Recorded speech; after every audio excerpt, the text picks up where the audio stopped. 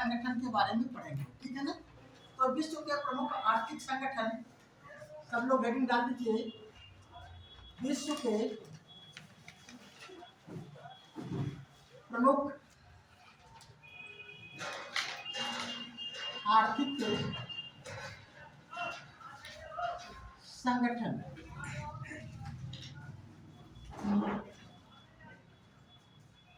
विश्व के प्रमुख आर्थिक संगठन।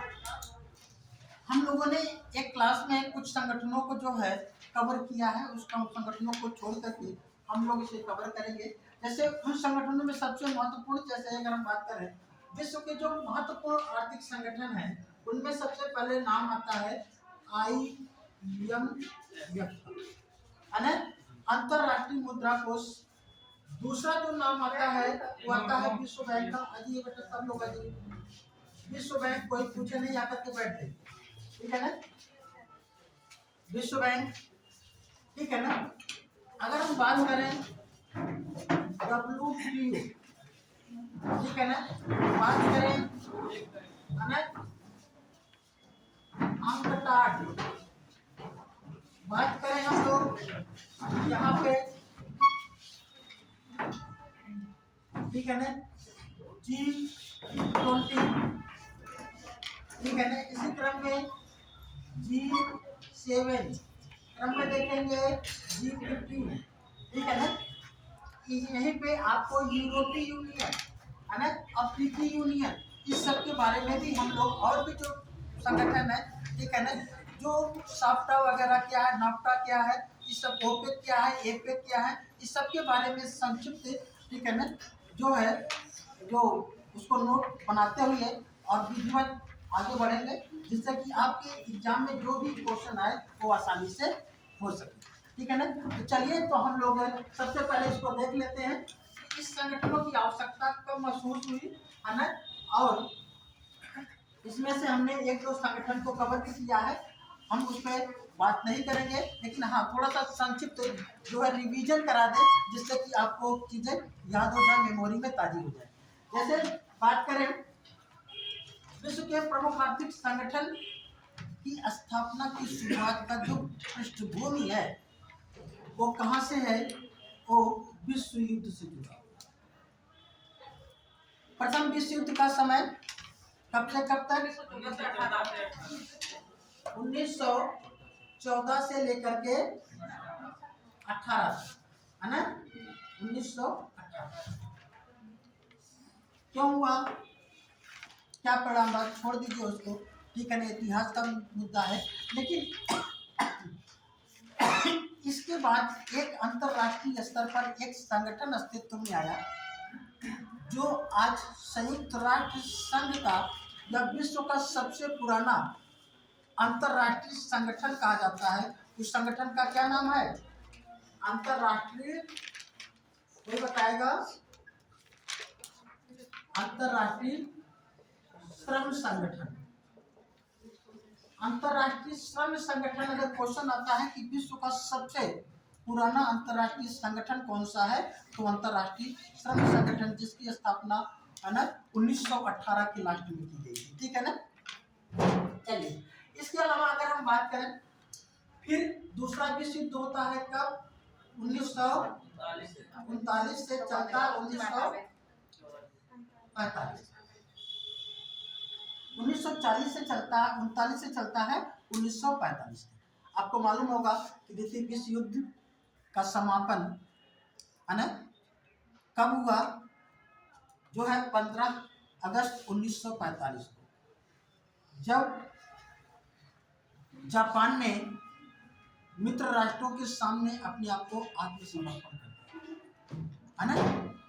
ये चीजें आपको मालूम होनी चाहिए, क्योंकि द्वितीय विश्व युद्ध के दौरान पूरा विश्व तो ध्रुवों में बटा हुआ था। एक मित्र राष्ट्र थे जिसके अंतर्गत अमेरिका, ब्रिटेन, ये सब एक इनका ग्रुप था, ठीक है ना।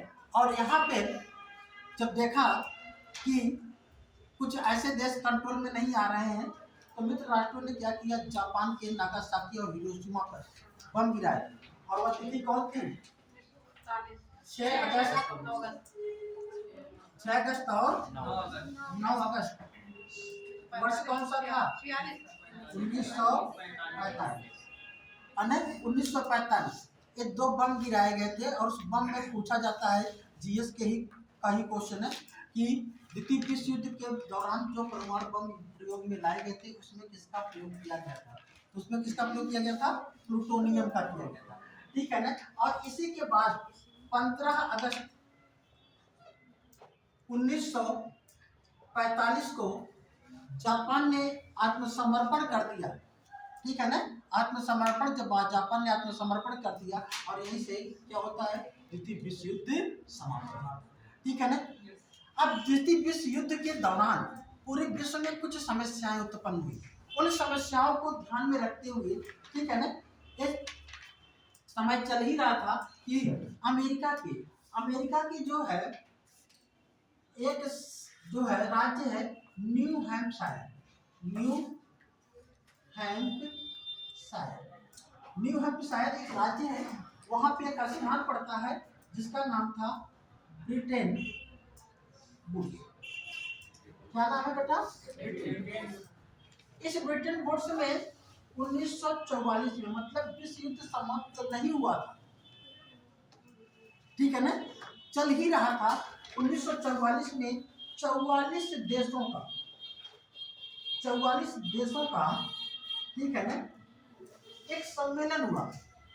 44 देशों का ब्रिटेन वुड्स में एक सम्मेलन हुआ और उस सम्मेलन में ये विचार किया गया कि आखिर में अंतर्राष्ट्रीय स्तर पर इस युद्ध को कैसे रोका जाए और इस युद्ध के कारण पूरे विश्व में कौन कौन सी समस्याएं उत्पन्न हो। तो जब समस्या की बात करते हैं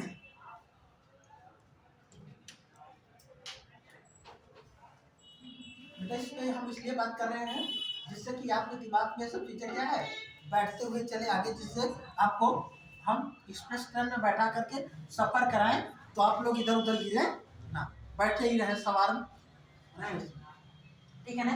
तो 44 देशों का जो सम्मेलन हुआ, इस सम्मेलन में 3 बातें जो है मुख्य रूप से सामने आई। वह आया ये कि सबसे पहले तो विश्व स्तर पर जो गरीब देश हैं, विकासशील अल्प विकसित देश हैं और विश्व युद्ध के दौरान जिनका जो देश नष्ट हो गए हैं, जो बहुत ज्यादा प्रभावित हुए हैं, उनको संरक्षण दिया जाए। ठीक है ना। एक तो ये बातें आई। दूसरी बातें आई, ठीक है, कि विश्व युद्ध के दौरान एक दूसरे देशों में लोग जो व्यापार कर रहे थे उसे बंद कर दिए, उस व्यापार को कैसे संचालित किया जाए ये है। और तीसरी चीजें आई कि जो व्यापार अंतर्राष्ट्रीय जो व्यापार है दूसरे देशों में किया जाता है, ठीक है ना, इस पे कुछ लोगों के कुछ ऐसे देश हैं जो अच्छे से अपने आप को क्रियान्वित नहीं करते हैं व्यापार को, और जो खास करके जो विकसित अवस्था में थे या थोड़ा सा जो समृद्धशाली जो देश थे, वे क्या करते थे, हमेशा व्यापार की शर्त इस तरीके से रखते थे कि वह उनके पक्ष में।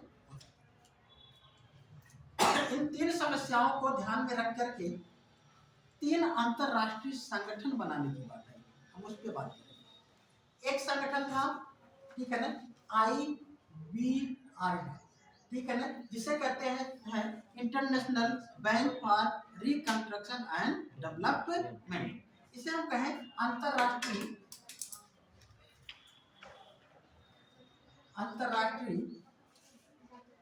पुनर्निर्माण। क्या बेटा? पुनर्निर्माण एवं विकास बैंक। मतलब विकासशील अल्प विकसित देशों के विकास, और जो देश डिस्ट्रॉय कर गए थे, जहाँ पे उनका नुकसान हुआ था, उनका फिर से पुनर्निर्माण किया जाए। ठीक है ना। इसी को ही IBRD कहा गया। क्या कहा गया? IBRD। एक विश्व बैंक की स्थापना IBRD के रूप में हुई थी। इसी को ही क्या कहा जाता है?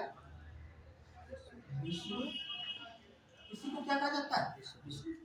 एक कहा गया कि एक ऐसा संस्थान बने, ठीक है ना, जहाँ पे एक ही फंडिंग की जाए। दूसरा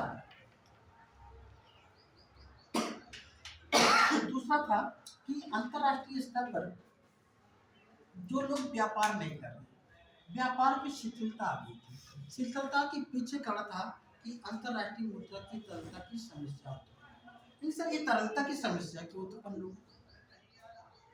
तरलता की समस्या इसलिए उत्पन्न हो गई थी, हमने आपको बताया था कि यह वह दौर था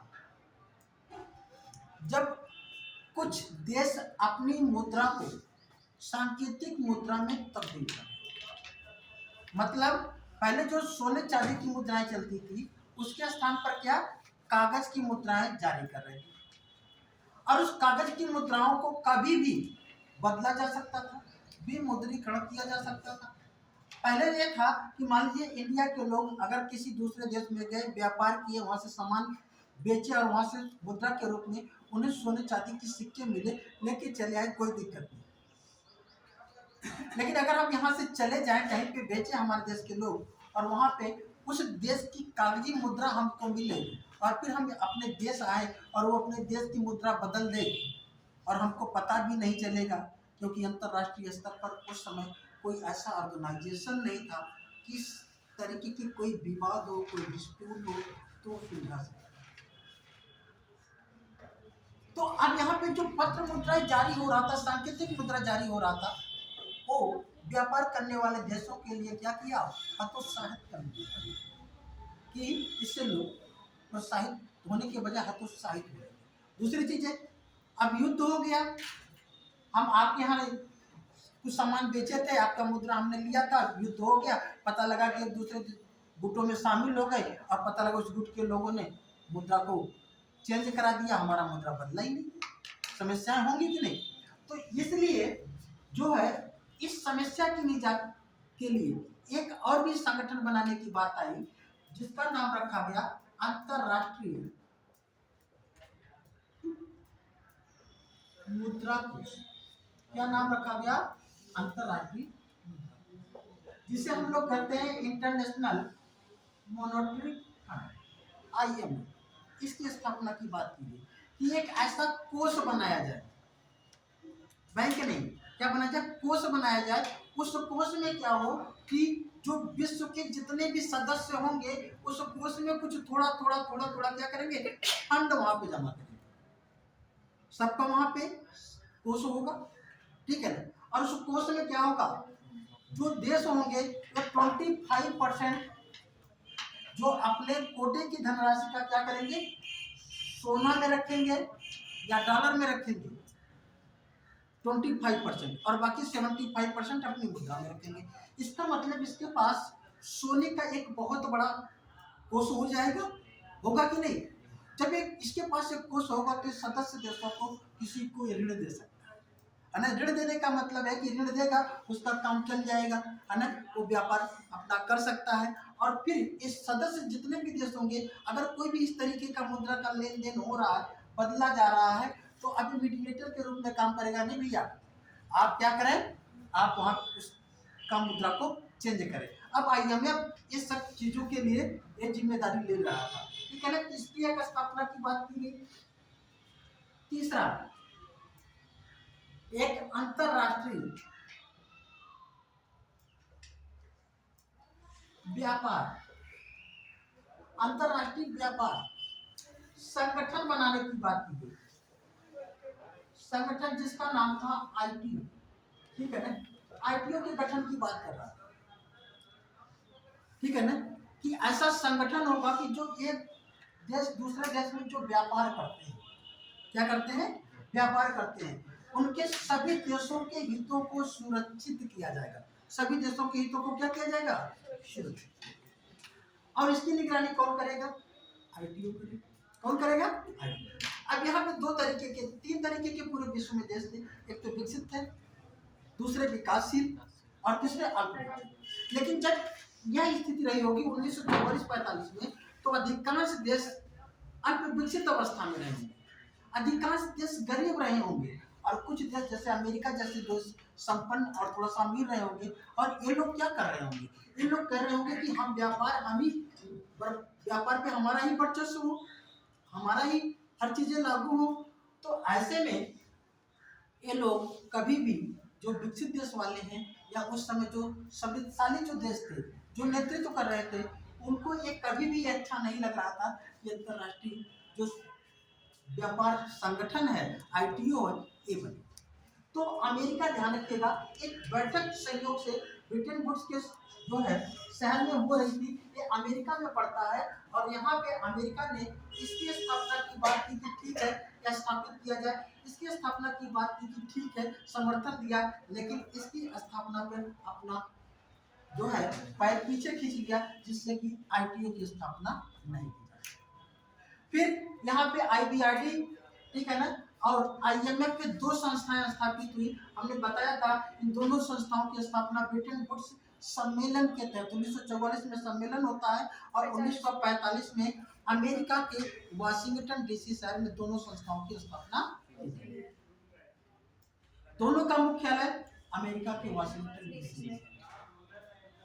दोनों का ऋण देने का, दोनों क्या है, ऋण देते हैं, लेकिन दोनों के ऋण देने का उद्देश्य अलग होता है। ये क्या करता है, ये विकासात्मक ऋण देता है। कौन? सॉरी, ये विश्व बैंक। विश्व बैंक क्या करता है, विकासात्मक देता है। मतलब किसी भी देश की आधारभूत संरचना के विकास के लिए, जैसे रोड का निर्माण है, नहर का निर्माण है, पुल का निर्माण है, भूमि सुधार है, ये मतलब उसके लिए ऋण देता है, ठीक है ना, जो है विश्व बैंक, ठीक है ना, और उसके लिए ऋण देता है। और इसका उद्देश्य क्या था, इसका उद्देश्य था अंतर्राष्ट्रीय मुद्रा कोष का कि व्यापार को संचालित करने के लिए, जिसके पास पैसे की कमी हो, ठीक है, थोड़े समय के लिए पैसे ले ले, व्यापार करें, ठीक है ना, और व्यापार में कोई दिक्कत नहीं होने देंगे, है ना, पैसे वैसे का किसी का डूबेगा नहीं, ये सब गारंटी लेते हुए इन सब चीजों को निर्माणित करा। लेकिन इसकी स्थापना नहीं की। हम लोगों ने कुछ क्लासों में, एक क्लास में हम लोगों ने इसके बारे में बात किया, आईबीआरडी की बात की थी कि विश्व बैंक की स्थापना आईबीआरडी के रूप में की गई थी। और फिर विश्व बैंक समूह की हमने बात की थी। विश्व बैंक समूह में ना बेटा, विश्व बैंक समूह, विश्व बैंक समूह में कई संगठन शामिल थे, है ना, याद होगा कौन था आपका, आईबीआरडी, दूसरा क्या था, आईबीए, तीसरा क्या था, आईएफसी, चौथा क्या था, मीगा। याद है आप लोगों को, पढ़ाया था ना, ठीक है ना, हमने इसकी क्लास ली है। आईबीआरडी की स्थापना 1945 में विश्व बैंक के रूप में की गई थी। यही क्वेश्चन आ जाता है, विश्व बैंक के रूप में किसकी स्थापना की गई थी, तो आईबीआरडी। लेकिन ये अपने सदस्य देशों को एक समान, एक आंख से देखता था। मतलब एक आंख से देखने का मतलब सभी लोगों को एक ही ब्याज दर पे सबको ऋण देता था, चाहे वो गरीब हो चाहे वह अमीर हो। तो जो गरीब देश थे, जो विकासशील देश थे, उन लोगों ने कहा कि ये तो हमारे हित में नहीं है, हम लोग इतना ऊंचा ऋण लेकर के अपना विकास नहीं कर पा रहे हैं। तो दबाव बना और फिर क्या हुआ, 1960 में अंतर्राष्ट्रीय विकास संगठन बना, ठीक है ना, अंतर्राष्ट्रीय विकास संगठन जिसे हम लोग क्या कहते हैं, ठीक है ना, आईडीए, इंटरनेशनल डेवलपमेंट अथॉरिटी, ठीक है ना, इंटरनेशनल डेवलपमेंट अथॉरिटी कब बना था, इस पे साथ में नोट कर लीजिएगा, है ना, आईडीए, ठीक है ना, इंटरनेशनल डेवलपमेंट अथॉरिटी कब बना था, 1960 में, ठीक है ना। उद्देश्य क्या था, अल्प विकसित और विकासशील देशों को ऋण देना। क्या करना था, अल्प विकसित और विकासशील देशों को ऋण देना, बताया था आपको, ठीक है ना। किसका, ये आईडीए का। एक चूंकि बहुत सस्ते दर पे ऋण देता है गरीब देशों को, है ना, या जो है अगर हम कहें न्यूनतम ब्याज दर पर या ब्याज रहित ऋण देता है तो गलत नहीं होगा। इस संस्था को ध्यान रखिएगा, किसको, आईडीए को विश्व की उदार खिड़की कहा जाता है। क्या कहा जाता है, विश्व की उदार खिड़की, सॉफ्ट लोन विंडो, इसे क्या कहते हैं बेटा, सॉफ्ट लोन विंडो कहा जाता है, ठीक है ना, इसे विश्व की उदार खिड़की कहा जाता है। और मैं आपको बताया था कि भारत सबसे ज्यादा अगर किसी से ऋण लिया है तो वह इसी से लिया है, आईडीए से, ठीक है ना। भारत का जो सबसे ज्यादा ऋण लिया हुआ है वो किससे लिया गया है, आईडीए से, ठीक है ना। फिर हम आईएफसी की बात कर लें थोड़ा सा, आईएफसी की, क्योंकि विकासात्मक कार्यों के लिए, ठीक है, इसे क्या कहते हैं, इंटरनेशनल फाइनेंस कॉर्पोरेशन, इसे हम हिंदी में कहेंगे अंतरराष्ट्रीय वित्त, क्या होगा, निगम, ठीक है ना, अंतरराष्ट्रीय वित्त निगम, ठीक है ना, इंटरनेशनल फाइनेंस कॉर्पोरेशन। ये क्या करता है, ये कहता है कि ठीक है ऐसे तो विकास तो होगा, ऋण तो दिया गया, लेकिन इसने कहा कि जितने भी सदस्य देश हैं वह एक दूसरे देशों में निवेश करें, क्या करें, निवेश करें, निवेश करें, अगर उनको पैसे की जरूरत है तो पैसा हम देंगे, निवेश करें, उनका विकास हो। ध्यान रखिएगा, इस सभी जो विश्व बैंक के समूह में जितने भी सदस्य हैं ये सभी विकास की ही बात करेंगे। तो विकास के लिए कहा कि हम ऋण देंगे, आप वहां पे निवेश कीजिए जिससे कि वहां पे विकास हो, ठीक है ना। तो आईएफसी की स्थापना का उद्देश्य क्या था, सदस्य देशों के बीच में निजी निवेश को लिए ऋण देना, किसके लिए, निजी निवेश के लिए, ठीक है ना, किसके लिए, निजी निवेश के लिए ऋण देना, ठीक है ना। इसकी स्थापना कब की गई थी, 1956 में, कब, 1956 में, इसको ध्यान रखिएगा, ठीक है ना। फिर अगर हम बात करें मीगा की, ठीक है ना, इसका होता है मल्टीलेटरल इन्वेस्टमेंट गारंटी एजेंसी, इसका फुल फॉर्म क्या होता है, मल्टीलेटरल इन्वेस्टमेंट गारंटी एजेंसी। इसकी स्थापना कब की गई थी, 1988 में, ठीक है ना। ये क्यों स्थापित किया गया, दरअसल में ऋण देना और वहां पे निवेश बढ़ जाए ये कोई गारंटी नहीं है। होता क्या है कि हर देशों का अपना एक अलग कानून है ना।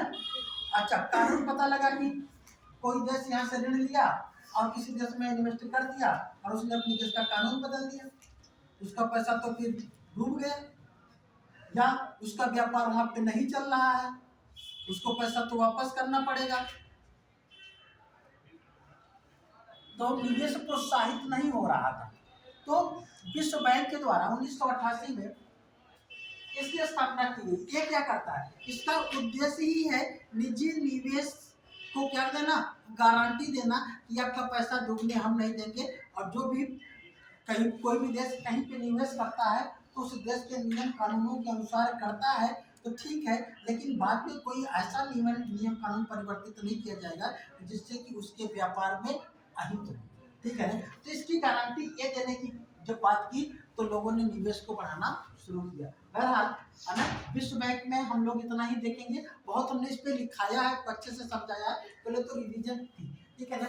अगर हम आईएमएफ की बात करें, ठीक है ना, आईएमएफ की, ठीक है ना, दूसरी जो संस्था थी आईएमएफ, ठीक है, तो आईएमएफ की अगर हम बात करें तो इसकी भी स्थापना उसी के समय में हुई थी। इसका उद्देश्य क्या था, व्यापार को बढ़ाने के लिए अल्पकालीन ऋण देना, क्या करना, अल्पकालीन। कभी कभी आता है कि जो है मुद्रा को समायोजित करने के लिए ऋण देता है। समायोजित का मतलब किसी के पास कम है किसी के पास ज्यादा है तो ले दे करके क्या है, सही कर लेना, ठीक है ना।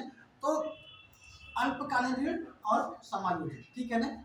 चलिए, बहरहाल हमने आपको बताया था कि कोई भी सदस्य देश अगर आईएमएफ का सदस्य होता है तो विश्व बैंक का सदस्य हो जाता है, ठीक है ना। और आईएमएफ से संबंधित हमने बताया था कि आईएमएफ का एक मुद्रा है एसडीआर। एसडीआर कितने देश की मुद्राओं के आधार पर जो है उसका मूल्य निर्धारित किया जाता है। एसडीआर का मूल्य बताया था ना, SDR, SDR special driving rights, इसे हिंदी में कहते हैं विशेष आहरण अधिकार। केवल रिवीजन करा रहे थे थोड़ा सा जिससे कि लोग उस पे आ जाए, ठीक है ना, विशेष आहरण अधिकार। हमने बताया था कि इसको कब जारी किया गया था, 1969 में पहली बार आया था एसडीआर। बताया था कि एसडीआर यह भौतिक रूप से प्रचलन में नहीं होता है, इसकी एंट्री सिर्फ कागजों पर होती है, इसीलिए एसडीआर को कागजी मुद्रा भी कहा जाता है। क्वेश्चन को पूछा जाता है किसे कागजी मुद्रा कहते हैं, एसडीआर को पेपर गोल्ड भी कहा जाता है, बताया था ना। और हमने बताया था कि इसका मूल्य 5 देशों की मुद्राओं के आधार पर मूल्यांकित होता है। वे देश कौन से थे? अमेरिका का, अमेरिकी क्या थी? डॉलर, ठीक है ना। दूसरा क्या था? जापानी येन, जापान की मुद्रा येन थी। तीसरा क्या था? यूरो जोन की मुद्रा क्या थी? यूरो। फिर चौथा क्या था? ब्रिटिश की मुद्रा, है ना, ब्रिटिश पाउंड। फिर पांचवा चीन की मुद्रा क्या थी? युआन। ठीक है ना। 5 देशों के आधार पर इसका मूल्य मूल्यांकित होता है, ठीक है ना। ये 5 देश कौन से थे, ठीक है ना, इसको ध्यान रखिएगा। बहरहाल हम लोग आज जो पढ़ेंगे, अब तीसरी जो संस्था थी जिसकी स्थापना उस सम्मेलन के तहत अमेरिका में नहीं की जा सकती थी, जिसे हम लोग कहते हैं WTO, विश्व व्यापार संगठन। अब हेडिंग डालिएगा, विश्व व्यापार संगठन, जो यहाँ तक स्थापित नहीं हो पाया। विश्व व्यापार संगठन,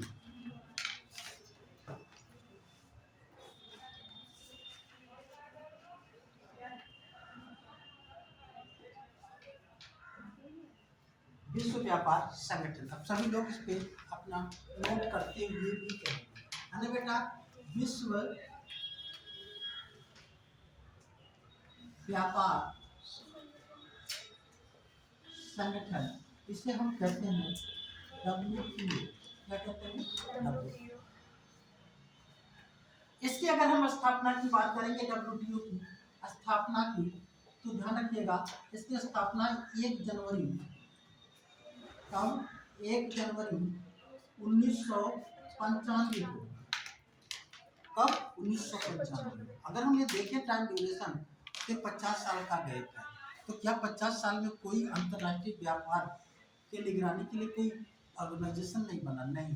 दरअसल में जब हम बात करते हैं कि हुआ ये कि जब 1945 में विश्व बैंक और IMF बने और ITO की स्थापना वहां पे नहीं की जा सकी, तो जो विकासशील देश थे, जो गरीब देश थे, ठीक है ना, गरीब देश और जो विकासशील देश थे, उन देशों ने 1947 में हवाना, हवाना एक द्वीप पड़ता है वहां ना, वहां पे एक सम्मेलन किया, ठीक है ना। उस सम्मेलन में लगभग 40-45 देश शामिल हुए थे और उन लोगों ने एक आपस में एक एग्रीमेंट, एक समझौता किया कि हम लोग व्यापार कैसे करेंगे। हम लोग विकसित देशों को छोड़ देते हैं, अमेरिका को छोड़ देते हैं, ठीक है ना, जो हमारे सपोर्ट में नहीं आते हैं छोड़ देते हैं, लेकिन हम जो 4 भाई हैं, हम लोगों को जो स्थितियां हैं, हम एक दूसरे देश में सामान को बेच सकते हैं, खरीद सकते हैं, ठीक है ना, तो हम लोग कैसे करेंगे। तो उसके लिए उन लोगों ने एक समझौता किया। उस समझौते को कहा जाता है general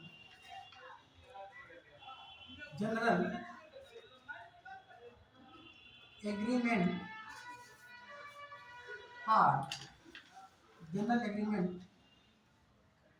for tariff and general agreement for tariff and trade, ठीक है ना। इसे क्या कहेंगे? GATT, GATT. इसे क्या कहेंगे? ठीक है ना। इसी को ही कहा जाता है गेट। तो 1947 में गैट की स्थापना हुई और इस गैट की स्थापना में प्रावधान किया गया, इसमें जितने भी सदस्य देश थे उन लोगों ने कहा कि हम लोग क्या करेंगे, जनरल सा हमारा समझौता है। क्या है? जनरल एग्रीमेंट है, सामान्य समझौता है। किसके लिए? टैरिफ, मतलब टैरिफ क्या होता है? जो सीमा कर लगता था, और व्यापार के लिए टैरिफ और ट्रेड के लिए एक हमारे बीच में एक है ना रूल ऑफ कंडक्ट होगा, जो सभी देशों को क्या करना होगा? फॉलो करना पड़ेगा। और फिर इसी के माध्यम से जो ये लोग थे, जो विकासशील अल्प विकसित जो देश थे, ये लोग अपना व्यापार करने लगे, ठीक है ना। कि हम अच्छा, अब इस समझौते में क्या था, थोड़ी सी कुछ चीजों पे कि इसमें था कि कोई भी देश किसी भी देश की वस्तु पे अनावश्यक आयात और निर्यात पे कर का आरोपण, कर लगाएगा तो कहीं न कहीं पे उसके वस्तु को निर्यात करने में क्या होगी, प्रतिबंध लगेगा। तो ऐसा नहीं करेगा।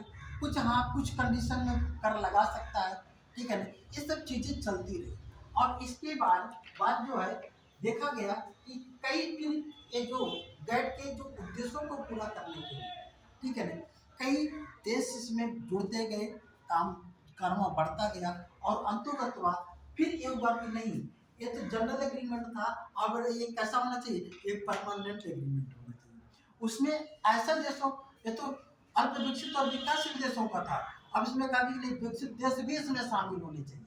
तो इसके लिए कई वार्ताएं शुरू हुई, कई दौरे किए गए, कई बैठकें हुई। उन बैठकों के परिणाम स्वरूप फिर क्या हुआ, अंतोगत्वा उरुग्वे बैठक, है ना, उरुग्वे बैठक के बाद, ठीक है ना, उरुग्वे बैठक के बाद फिर अंतोगत्वा निर्णय ले ही लिया गया कि एक अंतरराष्ट्रीय स्तर पर व्यापार का संगठन बनेगा जिसका नाम होगा विश्व व्यापार संगठन। जिसका नाम क्या होगा, विश्व व्यापार संगठन। और विश्व व्यापार संगठन की स्थापना हुई। इसकी विश्व व्यापार संगठन, कहने का मतलब 1995 में विश्व व्यापार संगठन की स्थापना क्यों की गई, इसके बारे में आप लोगों को मालूम है। अब यहाँ पे हम लोग देखेंगे कि विश्व व्यापार संगठन की भूमिका क्या है। वर्तमान में इसकी भूमिका तो और भी महत्वपूर्ण हो गई है।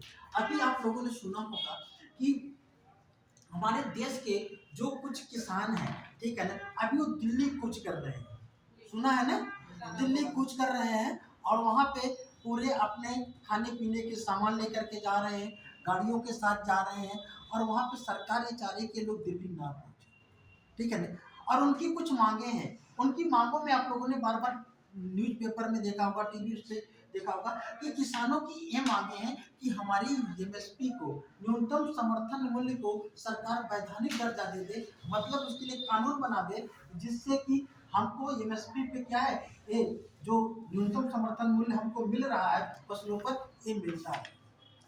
सुना होगा, है ना।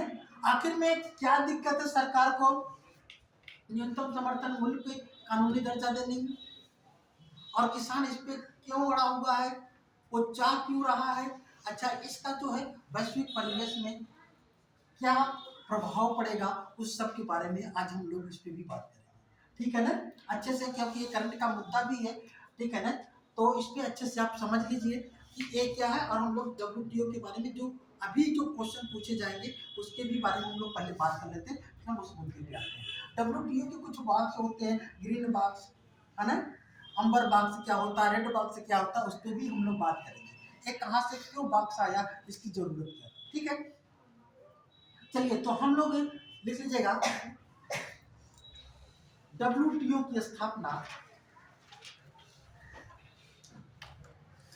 1 जनवरी 1995 को की गई।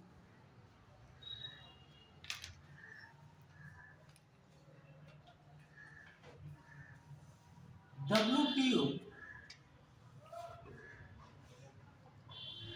गैट का, गैट मतलब जनरल एग्रीमेंट, गैट, गैट का पूर्ण रूप से प्रतिस्थापन करता है, प्रतिस्थापन करता है।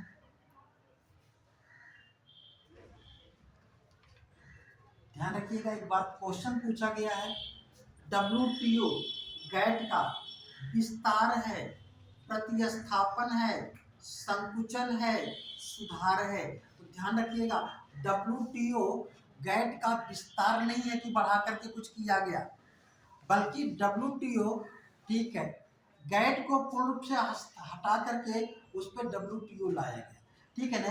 बल्कि ये व्यवस्था दी गई कि जब डब्ल्यूटीओ अस्तित्व में आ गया तो अगले 1 साल तक, ठीक है ना, मतलब जनवरी 31 दिसंबर 1996 तक ये कहा गया कि डब्ल्यूटीओ और गैट दोनों साथ साथ काम करेंगे, क्योंकि उसका कार्य तो पहले से चल ही रहा था, ठीक है ना, सब मुद्दे तो सुलझ नहीं गए थे, ठीक है ना। तो कैसे एकाएक उसको समाप्त कर दिया जाएगा, फिर साथ साथ चलेंगे और ये अपने कार्य को टेक ओवर करता जाएगा, हैंड ओवर करता जाएगा उसको, और फिर 1 साल के बाद दोनों क्या होंगे, गैट अस्तित्व में नहीं होगा और फिर WTO ही अस्तित्व में होगा।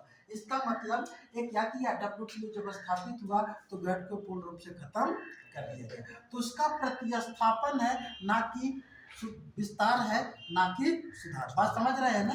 इस मूल बात उसकी कॉन्सेप्ट को समझिएगा, ठीक है ना? एक क्या है, ऐसे क्वेश्चन बने तो गलत मत करिएगा, ठीक है? अब लिखिएगा WTO का मुख्यालय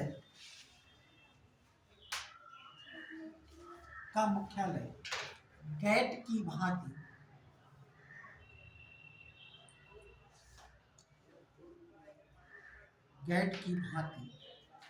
जनेवा स्विट्जरलैंड में है।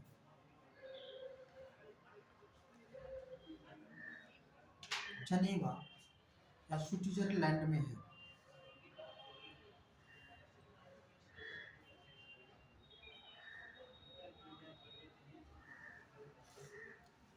ठीक है ना? लिखिएगा WTO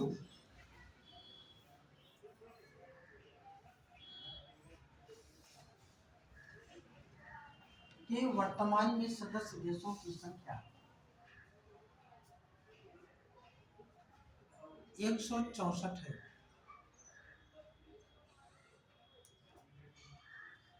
164 है। WTO का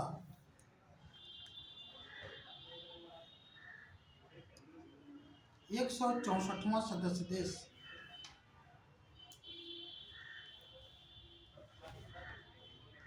अफगानिस्तान है।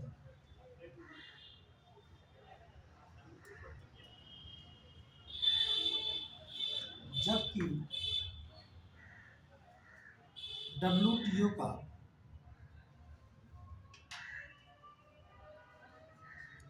63वां सदस्य देश 163वां सदस्य देश लाइबेरिया था।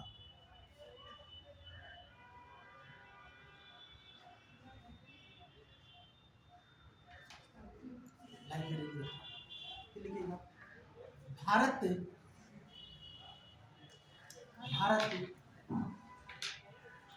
गैट की भांति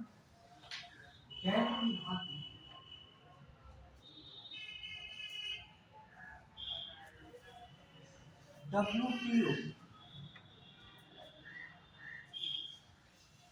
के संस्थापक सदस्य देशों में शामिल है। तो संस्थापक सदस्य देश है।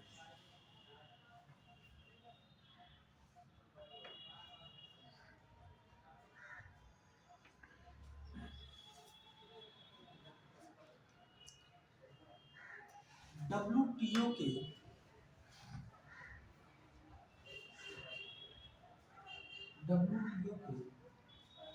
वर्तमान में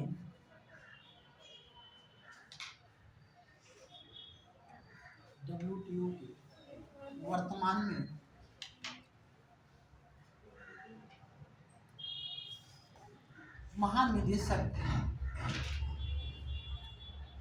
ओकोंजो इबेला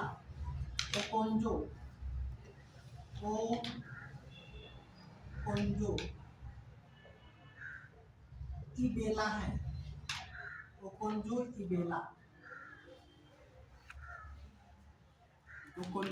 इबेला है। यह WTO के 7वें महानिदेशक है। तो ये महिला है। हाँ? ये महिला। ठीक है, 7वें महानिदेशक है।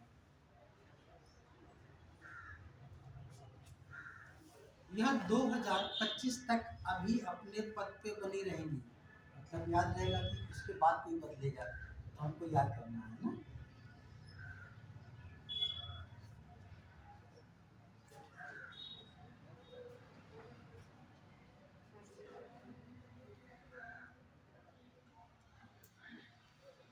अब लिखिएगा WTO के कार्य।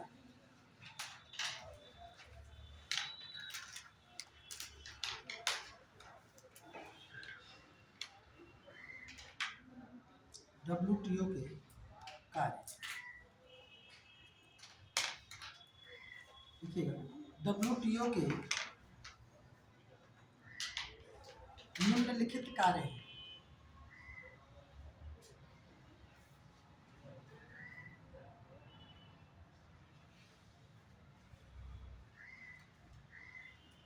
पहला लिख लीजिएगा WTO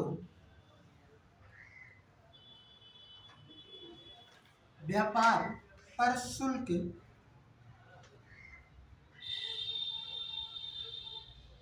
से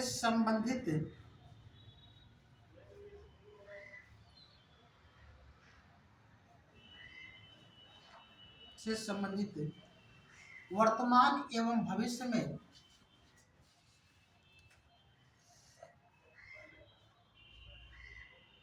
सदस्य देशों के बीच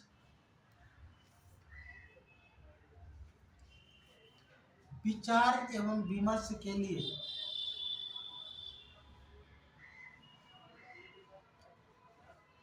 एक मंच के रूप में कार्य करता है।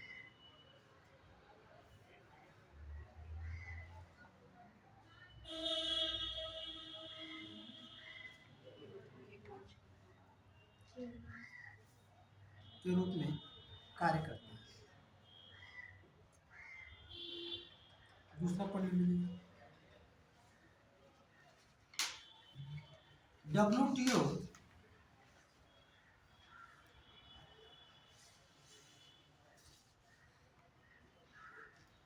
सदस्य देशों के बीच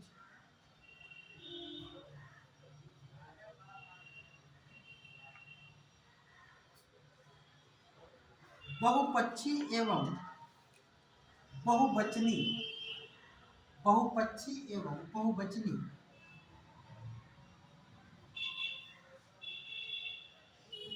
बहुवचनी समझौतों के बीच समझौतों का क्रियान्वयन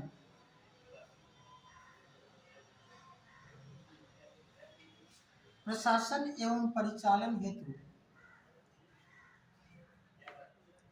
सुविधाएं प्रदान करता है। परिचालन हेतु सुविधाएं प्रदान करता है।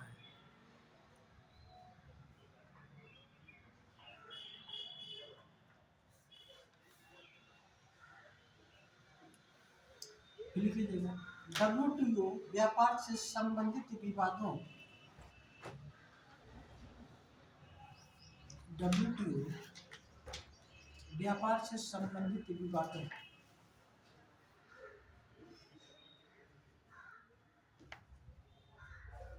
को दूर करने का भी कार्य करता है।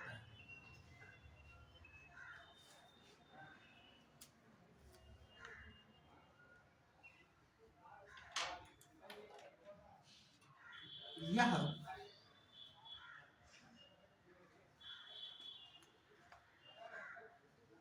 वैश्विक आर्थिक नीति निर्माण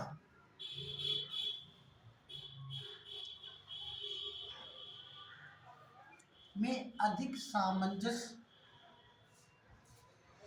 स्थापित करने के लिए IMF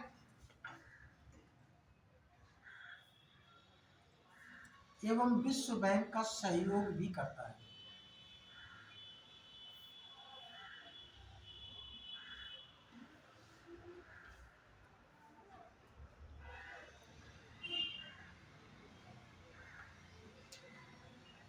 WTO विश्व के संसाधनों का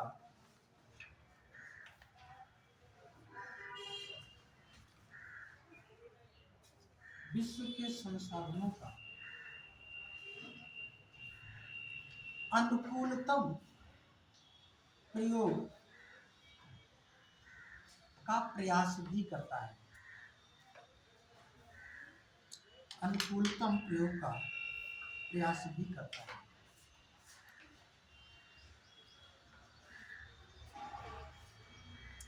ठीक है ना? का प्रयास भी है।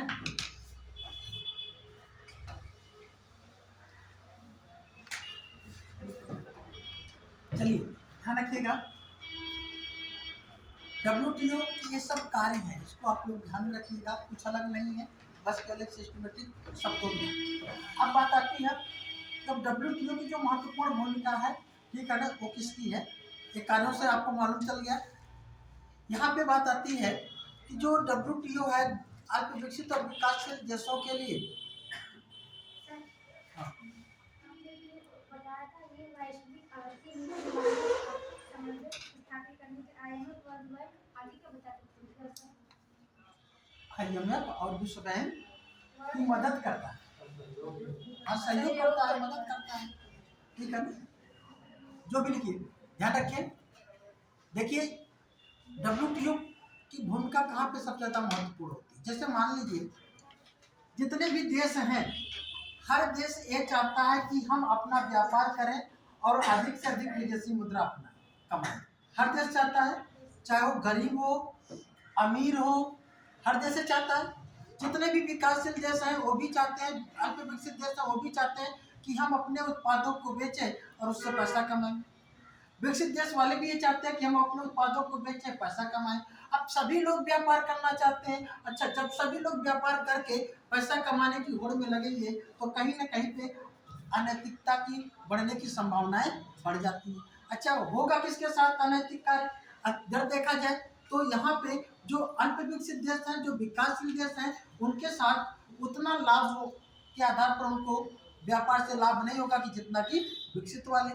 तो ऐसे में जो है अल्प विकसित और विकासशील जो देश थे, ये भैया हम आपका सदस्य रह करके क्या करें, आप हमारी कितनी मदद कर पाएंगे, आप तो हमारी मदद ही नहीं कर रहे हैं। तब WTO ने कुछ ऐसे रूल रेगुलेशन बनाने की कोशिश किया कि जिससे इस विश्व के उन भी देश जो अल्प विकसित हैं या विकासशील देश हैं, जिनके पास आर्थिक संसाधन नहीं है, जिनके पास अच्छी पूंजी नहीं है, जिनके पास टेक्नोलॉजी भी नहीं है, वो लोग भी अपना उत्पाद पैदा करें और उसी बेच सकें। क्योंकि जिसके पास पूंजी और संसाधन है, जिसके पास टेक्नोलॉजी है, जो विकसित देशों के पास है, वो तो पैदा करेंगे, बेच लेंगे। लेकिन जिसके पास नहीं है वो क्या करेगा? वो तो नहीं कर पाएगा। वो तो कहेगा भैया हम आपके साथ रहने से कोई फायदा नहीं है, हम अपना ही रह लेंगे अकेले। तो WTO ने कहा कि नहीं, आप सभी लोग मेरे साथ रहिए और मैं सभी लोगों के लिए बीच का एक ऐसा रास्ता बनाऊंगा जिससे कि सभी लोग व्यापार कर सकें और सभी लोग अपनी आय को बढ़ा सकें। अच्छा, अब जो है सबसे बड़ी दिक्कत कहाँ पे है? जिसके पास टेक्नोलॉजी है तो अच्छी अच्छी वस्तुओं को, यूनिक वस्तुओं को पैदा करेगा और बेचेगा, कोई दिक्कत नहीं, जो विकसित देश कर रहे हैं। लेकिन सबसे ज़्यादा दिक्कत वहाँ पे है जो अल्प विकसित वाले देश, विकासशील। ये लोग क्या करते हैं, इनके पास टेक्नोलॉजी वगैरह का उतना वर्चस्व नहीं रहता, अभाव रहता है, तो ये लोग अपना जो आय कमाना चाहते हैं तो अपने द्वारा जो पैदा की गई, जो कृषिगत, खास करके कृषिगत वस्तुओं का उत्पादन करते हैं और उसी को निर्यात करके पैसा कमाना चाहते हैं। उसी को निर्यात करके क्या करना चाहते हैं? पैसा कमाना चाहते हैं। अब यहाँ पे कृषिगत वस्तुओं का निर्यात को लेकर के WTO में शिकायत हुई। किसके द्वारा? विकसित देशों के द्वारा। क्यों विकसित देशों के द्वारा? क्योंकि कुछ गरीब देश ऐसे थे जो अपने देश में कृषि के विकास के लिए सब्सिडी दे रहे हैं, अच्छी बीज उपलब्ध करा रहे हैं, उर्वरक उपलब्ध करा रहे हैं, किसानों को अगर उनको नुकसान हो रहा है तो आर्थिक सहायता दे रहे हैं।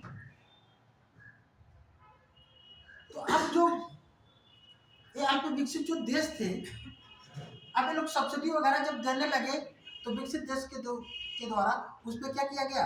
विरोध किया जाने लगा। तो WTO ने कहा कि नहीं, सबके लिए ये व्यापार होना चाहिए और सभी लोग सब्सिडी देंगे, लेकिन सब्सिडी देने की सबकी अपनी सीमाएं होंगी, है ना? सभी की क्या होगी? सीमाएं होंगी। और इसी सब्सिडी की सीमाओं को विश्व बैंक जो है, WTO ने क्या किया है, वो बॉक्स के अंतर्गत रखा है। उस बॉक्स में बताया है कि किस पे आप कितनी सब्सिडी दे सकते हैं और किस पे सब्सिडी नहीं दे सकते। इस बॉक्स को हम सबसे पहले देखेंगे। एक है आपका ग्रीन बॉक्स। सबसे पहले क्या है? Green box.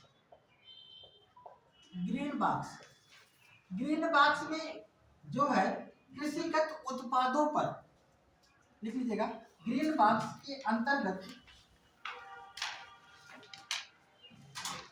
कृषि उत्पादों के लिए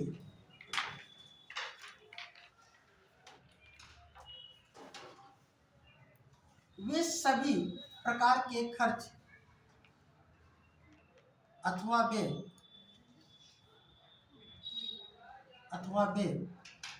जो अत्यंत आवश्यक हैं, सभी प्रकार के व्यय, क्या लिखा है, इसके अंतर्गत कृषि उत्पादों के विकास हेतु किए गए सभी प्रकार के खर्च अथवा व्यय जो अत्यंत आवश्यक हैं, जो अत्यंत आवश्यक हैं,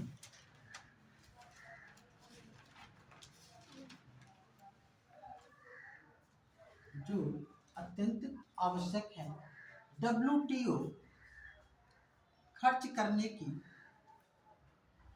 पूर्ण अनुमति देता है।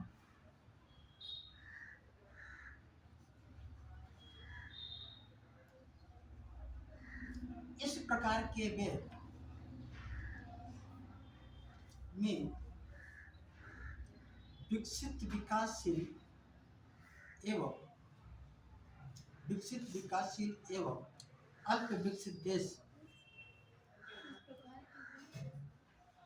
विकसित विकासशील एवं अल्प विकसित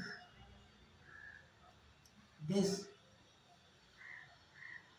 के देश शामिल होते हैं,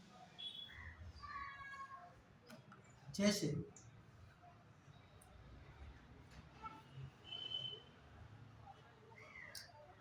कृषि अनुसंधान पर खर्च,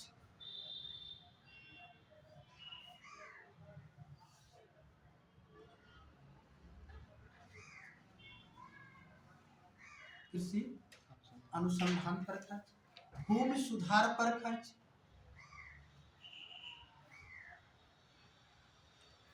पर्यावरण संरक्षण पर खर्च,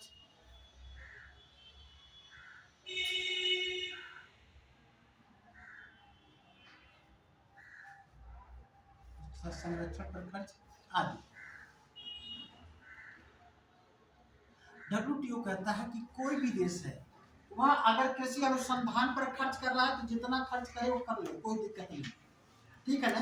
जो उसकी आय हो रही है या कृषि से जो भी उसको आय हो रही है, ध्यान रखें कि जो भी आय होगी उसी से तो विकास किया जाएगा। तो अपनी जो भी आय का एक अधिक से अधिक जितना भी वो चाहे अनुसंधान पे खर्च कर ले, भूमि सुधार पे खर्च कर ले, कोई दिक्कत नहीं है। पर्यावरण संरक्षण पर खर्च कर रहा है, कोई दिक्कत नहीं है। लेकिन हाँ, उस पे दिक्कत है जहां पे सब्सिडी दे करके लोग व्यापार को बढ़ाते हैं, तो डंपिंग होगी, एंटी डंपिंग होगी। पढ़ा था ना किसी व्यापार में, डंपिंग एंटी डंपिंग, ये सब चीजें नहीं होनी चाहिए। तो उसके लिए फिर उसने कहा कि एक तो इस बात के अंतर्गत सभी लोग इस पे सब्सिडी दे सकते हैं। लिखिएगा अंबर बाक्स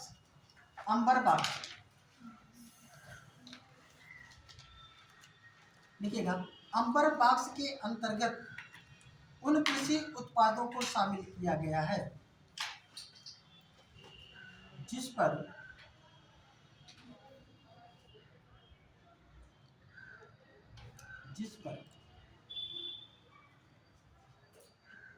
विकसित देश अपनी आय का 5% तक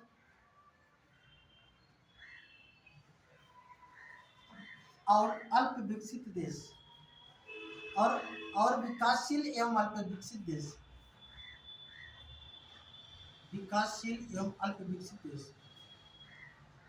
अपनी आय का 10% तक सब्सिडी दे सकते हैं।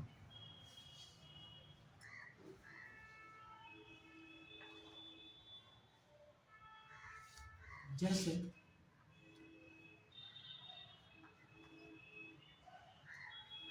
बीज, उर्वरक,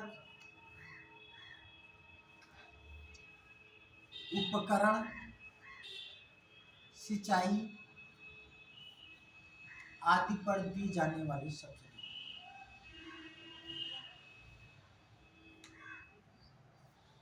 ठीक है, ध्यान रखिएगा। आप लोगों को मालूम होगा कि अगर जितने भी उर्वरक हैं, उर्वरक पर सरकार सब्सिडी देती है ना, देती है कि नहीं? बहुत अच्छा खासा सब्सिडी देती है। उर्वरक पर सब्सिडी, अगर उर्वरक पर सब्सिडी ना दे तो क्या होगा? उर्वरक महंगा मिलेगा, और उर्वरक महंगा मिलेगा तो किसान हो सकता है उस उर्वरक को खेत में ना डाल पाए। अगर वो डालेगा तो उसका जो प्रोडक्ट होगा, जो उत्पाद होगा, वह क्या होगा? वह महंगे में बेचने की कोशिश करेगा। अगर वो महंगे में बेचने की कोशिश करेगा तो कोई दिक्कत नहीं, वो महंगा बेच सकता है। लेकिन अगर उसकी लागत से कम मूल्य पर अगर बेचता है दूसरे देश में, मतलब लागत बढ़ जाएगी ना। लागत से कम मूल्य पर अगर दूसरे देश में बेचेगा तो क्या हो जाएगी? डंपिंग हो जाएगी। क्या हो जाएगी? डंपिंग। और डंपिंग अलाउ है नहीं, डंपिंग अलाउ नहीं। तो अब क्या है, इस पे कहा कि हाँ ठीक है, अल्प विकसित विकासशील देश वाले कह रहे हैं कि हमारे यहाँ लागत बढ़ रही है, हमारे यहाँ जो है प्रतिस्पर्धा में शामिल नहीं हो पा रहे हैं, तो हम अपने किसानों की मदद नहीं करेंगे तो हमारी तो कृषि व्यवस्था बंद हो जाएगी, तो हम कैसे निर्यात करेंगे? तो WTO ने कहा कि ठीक है, आप इन पदार्थों पर आप जितना भी आय होती है उसका 10% तक क्या कर सकते हैं? आप सब्सिडी दे सकते हैं। कितना तक? 10% तक आप सब्सिडी दे सकते हैं। ठीक है ना?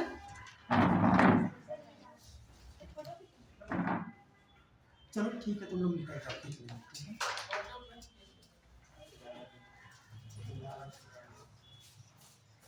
ठीक है ना? चलिए, तो ठीक है ना, उसमें क्या है? उसमें सब्सिडी की हम बात कर रहे थे। उसमें सब्सिडी क्या है, जो है दिया जाना आवश्यक हो जाएगा, क्योंकि तभी तो प्रतिस्पर्धा में शामिल होंगे, तभी तो निर्यात करेंगे। और नहीं तो अगर हमको ये चीज़ें नहीं मिलेंगी तो हम आपके सदस्य नहीं रहेंगे, हम अपने हिसाब से अपना काम करेंगे। ठीक है, तो WTO ने कहा कि ठीक है, आपके लिए हम 10% तक अलाउ कर दे रहे हैं। अच्छा, अब विकसित देश चिल्लाने लगे कि वो तो सब्सिडी दे रहे हैं, वो तो अपने उत्पादों पर जो है बढ़ावा दे रहे हैं और हम लोगों का नुकसान होगा, हमारी तो लागत ऑलरेडी बढ़ी हुई है और हम लोग क्या करेंगे? तो उनके लिए भी कहा कि आप लोग भी 5% सब्सिडी दे सकते हैं। ठीक है ना? आप 5% और विकासशील और अल्प विकसित देश वाले कितना? ठीक है ना? अब लिखिएगा रेड बॉक्स, रेड बॉक्स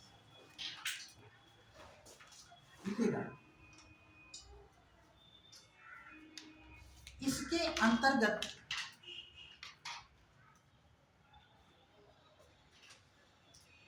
किसी भी देश को सब्सिडी देने का अधिकार नहीं है। मतलब ऐसे मुद्दे हैं जहां पे सब्सिडी देने का अधिकार नहीं है। भारत में न्यूनतम समर्थन मूल्य MSP, भारत में न्यूनतम समर्थन मूल्य MSP इसी बॉक्स के अंतर्गत शामिल है। न्यूनतम समर्थन मूल्य, मिनिमम सपोर्ट प्राइस जिसे कहते हैं, MSP, इसी बॉक्स के अंतर्गत शामिल है।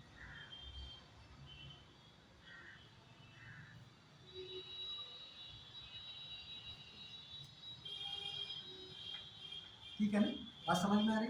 अब कहेंगे कि ये कैसे इसमें शामिल हो गया? दरअसल में इस पे भी तो एक सब्सिडी है। खाद्यान्न को उत्पादित करना और उत्पादित करने के बाद अपने किसानों से सब्सिडी दे करके सामान को खरीद लेना, जिसकी लागत है 20 रुपये किलो और आप खरीद रहे हैं उसको, ठीक है ना, बल्कि लागत उसकी ज़्यादा है, आप सस्ते में उसको, मतलब कि सब्सिडी दे करके उसको सामान को खरीद रहे हैं, ठीक है ना। तो इसका मतलब यह होगा कि आप ये भी तो एक तरीके की सब्सिडी ही तो दे रहे हैं, किसानों को सहायता ही तो दे रहे हैं। अब उनके उत्पादों को आप क्या है, महंगे मूल्य पे खरीद रहे हैं, जबकि वो क्या है, वो सस्ते मूल्य पे जो मार्केट के अनुसार उसका निर्धारण होना चाहिए, लेकिन सरकार जो उसके किसानों के उत्पादों को महंगे मूल्य पे खरीदती है, इसके लिए WTO लागू। अब जितने भी देश हैं वे क्या करें, अपने किसानों के सामान को महंगे मूल्य पे खरीद लें, और फिर दूसरे देशों में बेचे तो क्या हो जाएगा, है ना। लागत तो कम हुआ है उसकी, लेकिन दूसरे देशों में बेच रहे हैं सस्ते में, तो नुकसान तो होगा ही। साथ ही ये तो अंतर्राष्ट्रीय व्यापार का उल्लंघन भी तो है। आप डंपिंग कर रहे हैं, इसका मतलब क्या कर रहे हैं, डंपिंग। तो आप ऐसा नहीं कर सकते। अब बात यहीं पे आकर के अटकी हुई है। भारत सरकार के ऊपर यह दबाव है कि आप न्यूनतम समर्थन मूल्य को समाप्त करें। अच्छा, इसमें तो WTO भारत को बाहर कर देता। दरअसल में ये हुआ कि भारत जो है उन खाद्यान्नों को खरीदता तो है, लेकिन उसको एक्सपोर्ट नहीं करता है। भारत कहता है हम इसको व्यापार नहीं करते हैं, हम महंगे मूल्य पे खरीद करके हम सार्वजनिक वितरण प्रणाली के माध्यम से अपने देश के गरीबों को फ्री में बांट देते हैं। यही तो हो रहा है, हम क्या करते हैं, फ्री में बांट देते हैं। लेकिन भारत सरकार उन कृषि उत्पादों पर ध्यान रखें, उस पर न्यूनतम समर्थन मूल्य जारी नहीं करती जिसका हम लोग एक्सपोर्ट करते हैं। जैसे बासमती चावल है, बासमती चावल देश के अंदर भी 60 रुपये किलो बिक रहा है, उसका MSP कुछ है नहीं, उसका न्यूनतम समर्थन मूल्य नहीं है। सामान्य से चावल का न्यूनतम समर्थन मूल्य जो एक्सपोर्ट, जैसे मैंगो है ना, आम है, उसका हम एक्सपोर्ट करते हैं, उसका न्यूनतम समर्थन मूल्य नहीं जारी किया है ना। तो और क्या है, वो तुरंत अब ये तो सरकार ये कहती है कि हम खरीदते हैं, भले महंगे पे खरीदते हैं अपने किसानों को सुरक्षा देने के लिए, फिर हम इसे अपने ही देश में बांट देते हैं। तो कहता है चलो ठीक है, लेकिन आप एक्सपोर्ट नहीं कर सकते।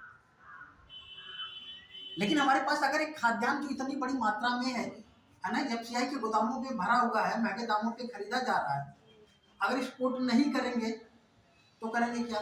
तो दूसरा विकल्प यही है कि गरीबों को ही जो है बांट दीजिए। दो तरीके से खुश, एक तो किसान खुद खुश हो जाएगा कि हमको MSP मिल रहा है, अच्छा दाम मिल रहा है, दूसरा गरीब खुश हो जाएगा कि उनको क्या है, सब कुछ। लेकिन जो WTO है वो क्या करेगा, वो तो कहेगा ठीक है, जब तक व्यापार नहीं करो तब तक तो ठीक है, लेकिन अगर आपने एक्सपोर्ट किया तो उल्लंघन हो जाएगा। अब हमारे देश के किसान क्या कह रहे हैं कि ये जो न्यूनतम समर्थन मूल्य है इसको वैधानिक दर्जा दे दिया जाए, सरकार कानूनी अधिकार दे दे, यही तो कह रहे हैं ना। अब इसके पहले आपको मालूम होगा कि 3 अधिनियम पारित किए गए थे, कृषि अधिनियम 3 आए थे, है ना, और जिसे इसी सरकार के द्वारा समाप्त किया गया। और उस अधिनियम में यही बातें थी कि MSP वाला मुद्दा वहां पे था। सरकार कहीं पे भी इस मेंशन को नहीं किया था कि MSP आगे तक जारी रहे। सरकार इस विकल्प में थी कि MSP को जो है धीरे धीरे खत्म ही कर दिया जाए, जिससे हम इस खाद्यान्न का एक्सपोर्ट भी कर सके, ठीक है ना।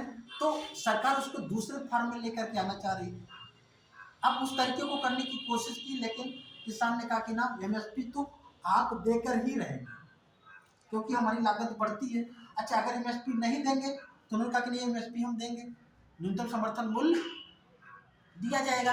लेकिन वही कह रहे थे ना वो लोग, ये लिखित कहाँ पे है। उस समय तो टल गया, वो अधिनियम रद्द हो गया संसद के द्वारा। फिर अब किसान कह रहा है कि आने वाले समय में फिर कहीं ना कोई ना पेच आ जाए, इसलिए MSP क्या बन जाए, कानूनी अधिकार ही बन जाए तो ज़्यादा अच्छा है। अब सरकार के पास खतरा ये है कि या तो ये WTO की सदस्यता को छोड़ दे, जो कि संभव नहीं है। अगर WTO की सदस्यता को हम छोड़ देंगे, ठीक है, हम कृषिगत निर्यात नहीं करेंगे, लेकिन और भी हम जो निर्यात करते हैं वो निर्यात हमारा कहाँ जाएगा, वो प्रभावित होगा कि नहीं। तो सरकार वो कर नहीं सकती और यहाँ पे किसानों की बात मान नहीं सकती और लोगों को समझा नहीं सकती। ये बहुत टेढ़ी खीर है, ये सभी लोग खुल करके बोल भी नहीं सकते।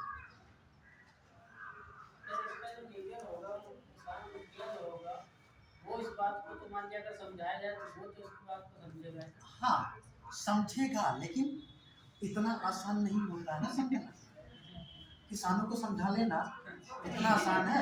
इस आप इतनी जो एक मेन इसकी जो थीम है, आपको समझने अभी तक आप लोग नहीं समझ पाए थे, आज थोड़ा सा समझे होंगे। तो अगर आप लोगों को इस लेवल पे दिक्कत है तो उनको कितनी दिक्कत होगी।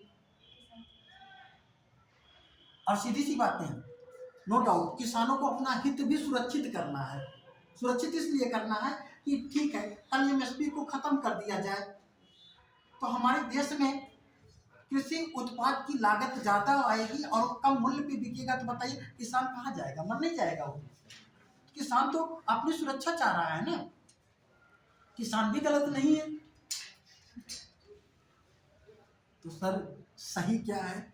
सही अब वो भविष्य के गर्त में है जो विपक्ष के पार्टी के लोग इसीलिए किसानों का समर्थन नहीं करते रहते हैं। छोड़ दीजिए, ठीक है ना। हम लोग WTO समझ गए होंगे, जब आप इसको पढ़ेंगे, कहीं किताब में पढ़ेंगे, कहीं पे न्यूज़पेपर में पढ़ेंगे, अब आपको पढ़ने में मजा आएगा और ये मुद्दा भी समझ में आएगा कि जो किसान कर रहे हैं, ठीक है ना। एडिटोरियल पढ़िए तब समझ विश्लेषण कर पाएंगे। चलिए अब हम लोग थोड़ा सा स्पीड वाला अंक टाट लिखिएगा, ठीक है ना। अच्छा इसका एक और लिख लीजिएगा, WTO की बैठक लिख लीजिएगा। WTO की बैठक 2022 में जनेवा में संपन्न हुई थी।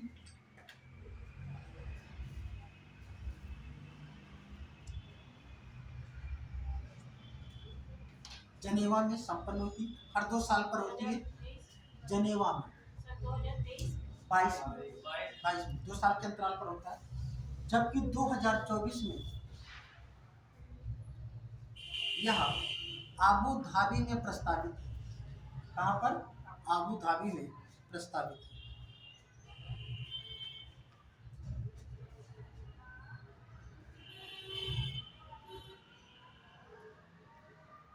अब लिखिएगा, संयुक्त राष्ट्र व्यापार एवं विकास सम्मेलन, संयुक्त राष्ट्र व्यापार एवं विकास सम्मेलन, जिसे हम कहते हैं अंकटाड, अंकटाड, संयुक्त राष्ट्र व्यापार एवं विकास सम्मेलन, ठीक है ना। इसे क्या कहेंगे? United nation conference on trade and development, है ना, trade and development, trade and development. देखिएगा इसकी स्थापना 1964 में की गई। इसकी अंकटाड की। इसका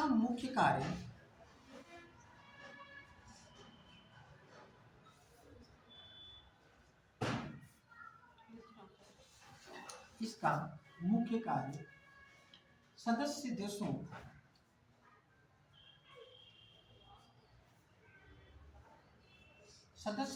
ब्रैकेट में लीजिएगा, अल्प विकसित एवं विकासशील देशों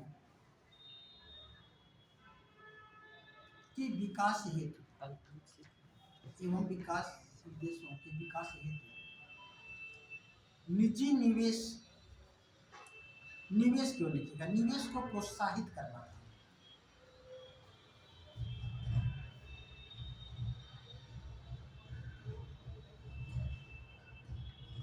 वर्तमान में इसके सदस्य देशों की संख्या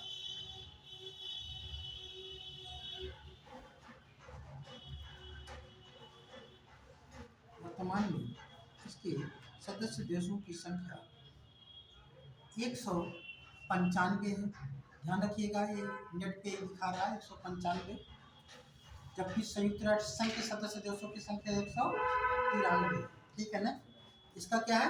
195 है। इसका मुख्य कार्य, ऐसे मुख्य कार्य ना लिखिएगा, देखिएगा यह समय समय पर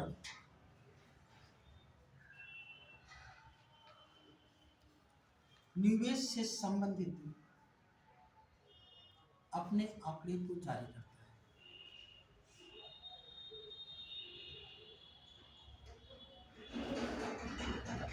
ठीक है, लिखिएगा एशियाई विकास बैंक।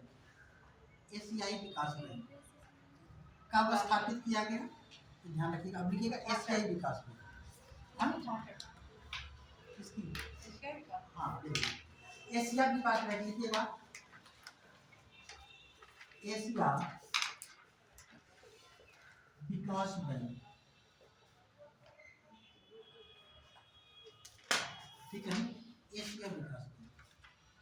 ठीक है, इसे कहते हैं Asian development bank, Asian development bank, Asian development bank, ADB, ADB.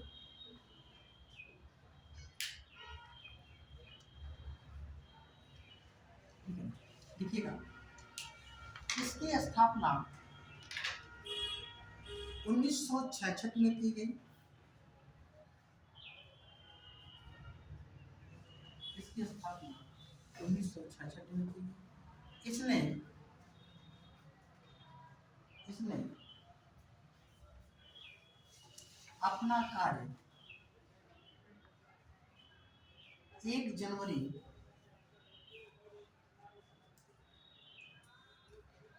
1 जनवरी इसने अपना कार्य 1 जनवरी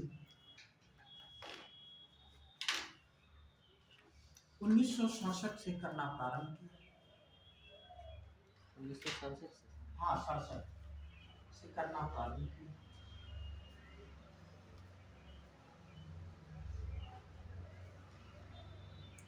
इसका मुख्यालय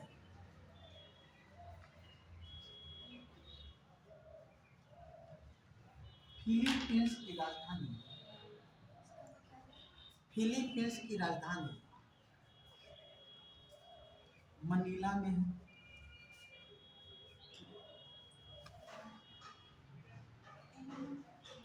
फिलीपींस की राजधानी मनीला में है।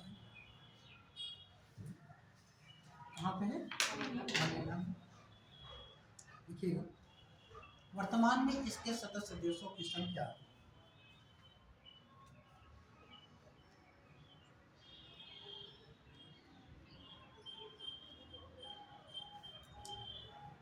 68 है, 68।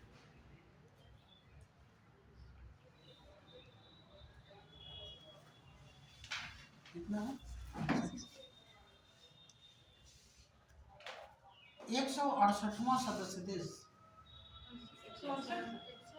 नहीं सॉरी 68 67 नहीं 68, 168वां लिखिएगा, 68 68वां सदस्य देश। कौन सा? 68 सदस्य देश नीयू है, नीयू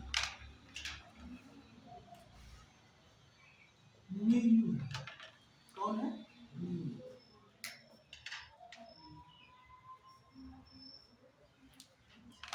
ठीक है ना, लिखिएगा एशिया विकास बैंक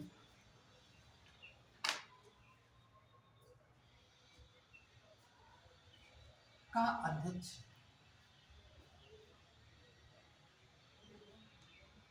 एशिया विकास बैंक का अध्यक्ष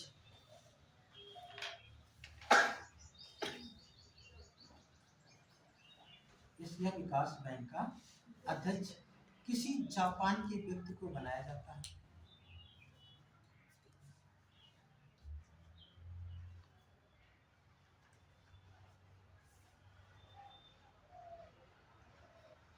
क्योंकि सबसे ज्यादा पूंजी का निवेश इसमें जापान के द्वारा ही किया गया है।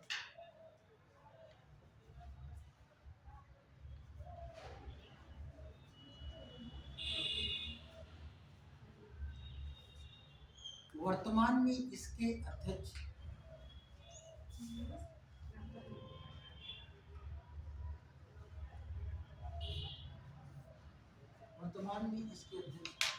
हारुहिको कुराटो है। हारुहिको कुराटो है। हाँ, हारुहिको कुराटो है।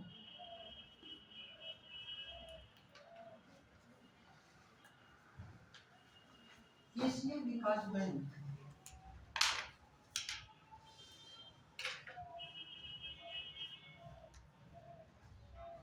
एशिया विकास बैंक के 3 उपाध्यक्ष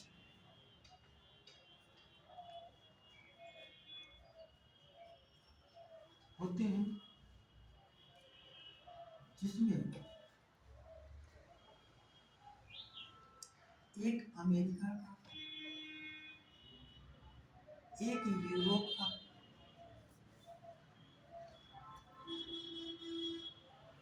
और एक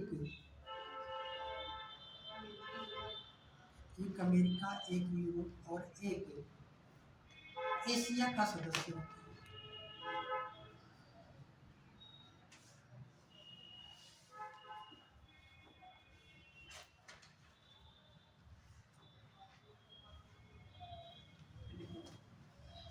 इसका मुख्य उद्देश्य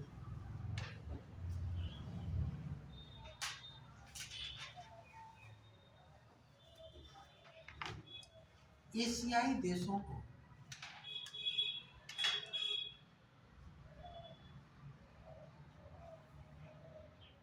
विकास हेतु ऋण देना है। विकास हेतु, व्यापार के लिए नहीं, विकास हेतु ऋण देना है।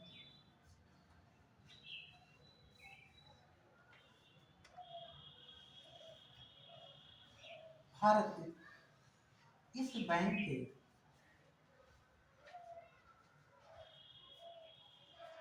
कार्यकारी निदेशक में शामिल है।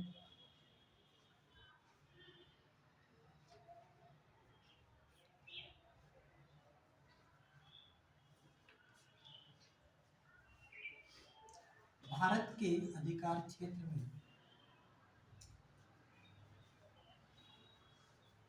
भारत,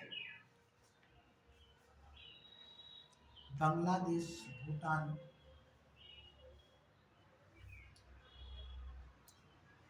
एवं तजाकिस्तान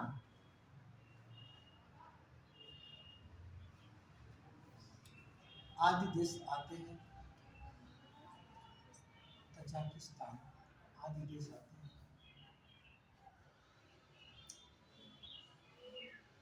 ठीक है ना। कहने का मतलब ध्यान रखिएगा, ये जो एशिया विकास बैंक है, ठीक है ना, कब स्थापित किया गया? कब? 1966। इसने कार्य करना कब प्रारंभ किया? 1967। इसका मुख्यालय कहाँ पे है? कहाँ पे है? ठीक है ना। इसके सदस्य देशों की संख्या कितनी है? 68वां सदस्य देश कौन है? कौन है? चलिए, ये तो इसकी स्थिति थी। अब इसका कार्य क्या है, उद्देश्य क्या है? जो एशिया का जो क्षेत्र है, उन क्षेत्रों में क्या करना है? विकासात्मक ऋण देना है। ध्यान रखिएगा, विकासात्मक ऋण का मतलब आधारभूत संरचना के विकास के लिए। जैसे भारत यहाँ से ऋण लेता है, किसके लिए लेता है? सड़क निर्माण के लिए, पुल निर्माण के लिए, और सबसे ज्यादा जो ऋण लिया है वो नहर निर्माण के लिए लिया है। ठीक है ना, नहर, इससे, ठीक है ना। कहने का मतलब आधारिक संरचना के विकास के लिए लेता है, व्यापार को समायोजित करने के उद्देश्य से ऋण नहीं लेता है, और ना ही यह व्यापार को समायोजित करने के लिए या मुद्रा को समायोजित करने के लिए या ना तो ऋण देता है। ठीक है ना, ये विकासात्मक ऋण को प्रदान करता है। अब बताती है कि इसका अध्यक्ष कौन होता है। इसका सीधी सी बात है, अध्यक्ष कौन होगा? जिसका ज्यादा निवेश होगा। जैसे आपने देखा था विश्व बैंक और IMF में, है ना, विश्व बैंक का जो अध्यक्ष कौन होता है? कोई अमेरिकी होता है ना, और IMF का अध्यक्ष कौन होता है? कोई यूरोपीय होता है ना, क्योंकि उन लोगों के द्वारा वहाँ पे पैसे का निवेश ज़्यादा किया गया है, और वे लोग आपस में ही मिलजुल करके क्या करते हैं? दूसरे को वोटिंग करके और अपना अध्यक्ष बना लेते हैं। तो ऐसे ही यहाँ पे भी अगर देखा जाए तो यहाँ पे चूँकि जापान का निवेश जाता है, तो इसका अध्यक्ष तब से लेकर के अभी तक जापान का ही, ठीक है ना। तो ध्यान रखिएगा, हारुहिको कुराडो जो है ये इसके वर्तमान में अध्यक्ष हैं। ठीक है ना। इसके 3 उपाध्यक्ष होते हैं, एक आपका अमेरिका का होता है, यूरोप का होता है, और एक एशिया का होता है। ठीक है ना। तो एशिया का क्योंकि कंपलसरी है भाई एशिया में, क्योंकि उसी के लिए बनाया गया है। ठीक है ना। अब बात आती है कि इसमें भारत की भूमिका, है ना। भारत का भी इसमें अच्छा खासा निवेश है। और ध्यान रखिएगा, जहाँ पे IMF में, विश्व बैंक में भारत का जो प्रतिनिधित्व है, ठीक है ना, वह 2.74 है, वो मत का अधिकार। ठीक है ना। वहाँ पे देखेंगे, वहाँ पे जो कोटा है उसकी तुलना में एशिया विकास बैंक में भारत का जो कोटा है, ठीक है ना, यह लगभग 6% है। ये ठीक है ना, इस पॉइंट को भी नोट कर लीजिएगा, लिख लीजिएगा। एशिया विकास बैंक में भारत का कोटा लगभग 6% है।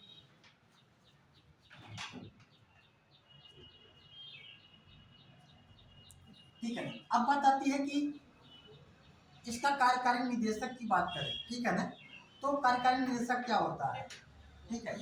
इसके सदस्य देशों में से ही कुछ लोगों को इसमें क्या किया जाता है, एक गवर्नर के रूप में अपॉइंट किया जाता है। तो भारत भी इसमें गवर्नर के रूप में अपॉइंट है और हमेशा रहता है, और इसे कहते हैं कार्यकारी निदेशक। तो कुछ क्षेत्र चुन दिए गए हैं कि ये लोग इसको के बारे में सिफारिश करेंगे, ये इसको करेंगे। तो भारत के कार्य क्षेत्र के अंतर्गत तो खुद आता है, भारत आता है, भूटान आता है, बांग्लादेश आता है और तजाकिस्तान आता है, ठीक है ना। तो इसको भी आपको ध्यान में रखना है, ठीक है ना। चलिए अब लिखिएगा उसी लाइन से।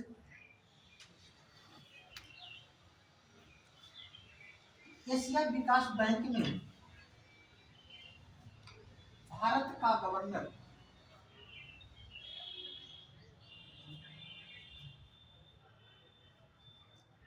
भारत का वित्त मंत्री, गवर्नर भारत का वित्त मंत्री पदेन होता है।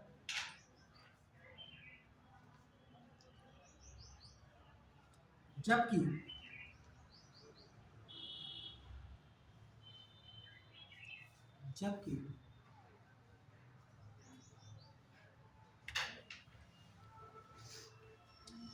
भारत का विदेश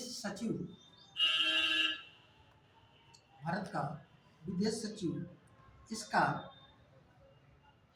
वैकल्पिक गवर्नर होता है। इसका वैकल्पिक गवर्नर होता है।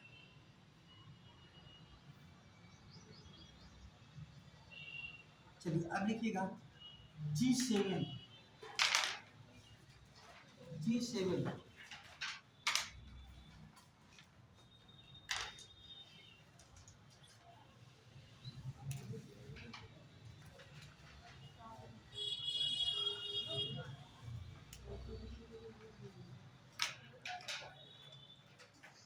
ठीक है ना।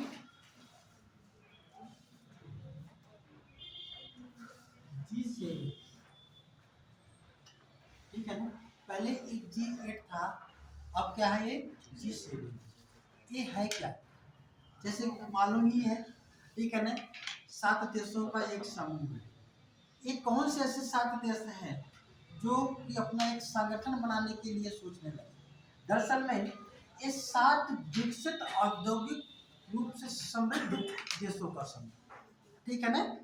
जैसे G20 है, G20 में क्या है, ये औद्योगिक देशों का समूह। जितने भी बड़े बड़े औद्योगिक देश हैं वे लोग इसके मेंबर हैं, इसके G20। और यहाँ पे क्या है, ये भी औद्योगिक देशों का ही समूह है, लेकिन इसमें सब विकसित देश ही शामिल है, इसमें विकासशील देश शामिल नहीं। इस चीज को थोड़ा सा माइनर डिफरेंस होता है, यहाँ से क्वेश्चन अगर आए तो आप उसे कर लें, ठीक है। तो लिख लीजिएगा G7 7 विकसित देशों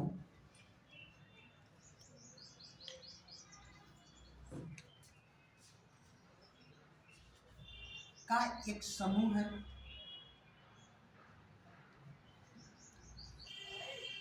जो औद्योगिक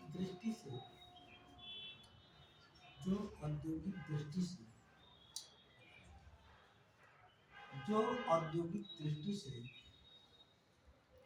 काफी संपन्न एवं मजबूत है।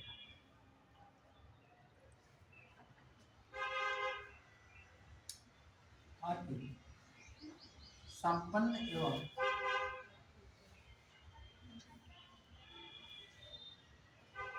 मजबूत है। G7 देशों का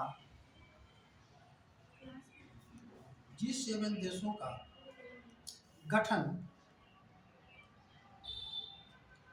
1975 में 5 देशों के द्वारा किया गया था। 5 देशों के द्वारा किया गया था।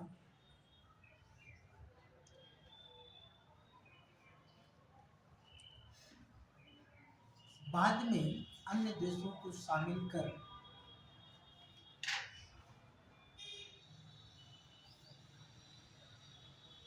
इसके सदस्य देशों की संख्या 8 हो गई थी।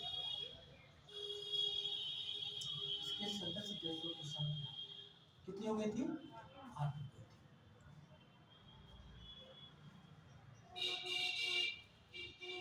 रूस यूक्रेन के मुद्दे पर विकसित देशों ने, जो और रूस के अलावा और जो देश थे, है ना, रूस का विरोध करने लगे के मुद्दे पर रूस को इस संगठन से अलग कर दिया गया।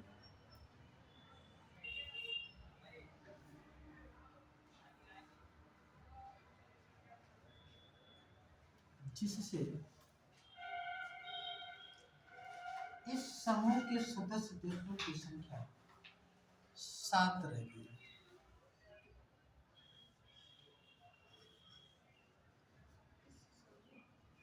ये सदस्य देशों की संख्या 7 रह गई, जिनमें कुछ सदस्य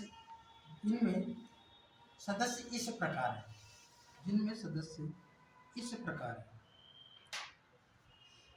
पहला लिख लीजिएगा, America, Canada,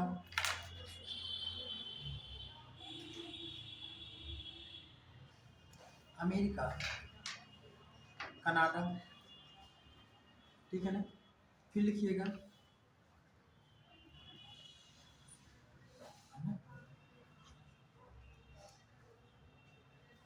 Britain, France, Germany, Italy और जापान।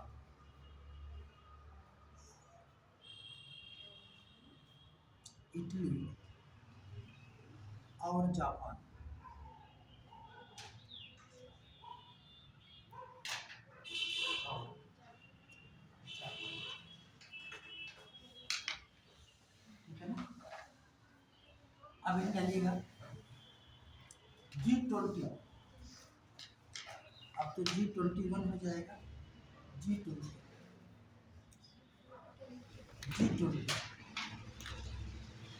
पता नहीं कि यहाँ पे थोड़ा सा बहुत भारी लग रहा है।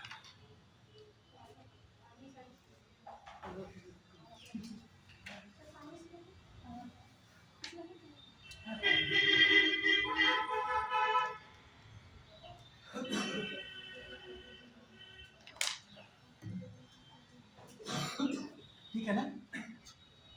इससे लग रहा है कि प्रेशर थोड़ा सा बढ़ा।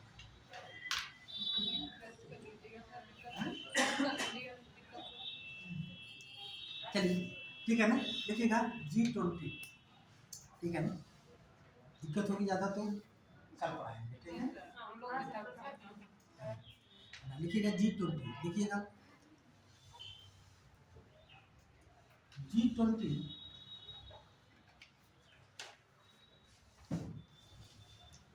19 देशों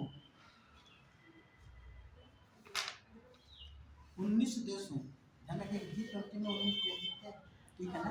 एवं एक संगठन, अब लिखिएगा अब तो 2 संगठन, एवं 2 संगठन, अब तो 2 हो जाएंगे ना। 2 संगठन का एक समूह है,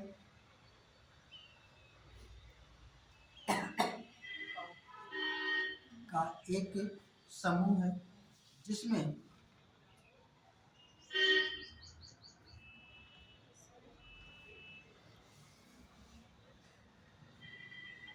जिसे अब G21 के नाम से जाना जाएगा, जिसे अब G21 के नाम से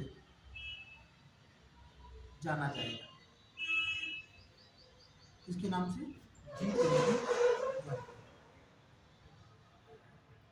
लिखिएगा। G20 विकसित एवं विकासशील देशों में औद्योगिक रूप से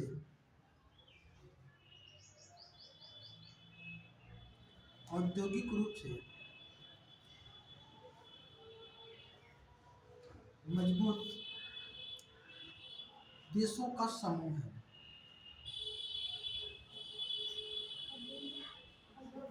रूप से मजबूत देशों का समूह है। ठीक है ना। G20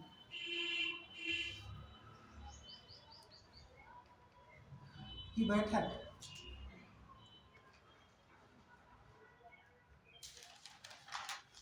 G20 की बैठक 2023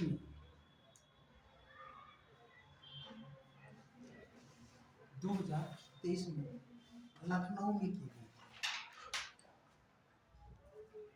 कहाँ पे की गई थी? लखनऊ में। ठीक है ना। एक काम करते हैं बेटा, आज छोड़ देते हैं, कल पढ़ाते हैं। ठीक हाँ, है। हाँ, जी। इसको स्टॉप कर दो। बंद कर लो।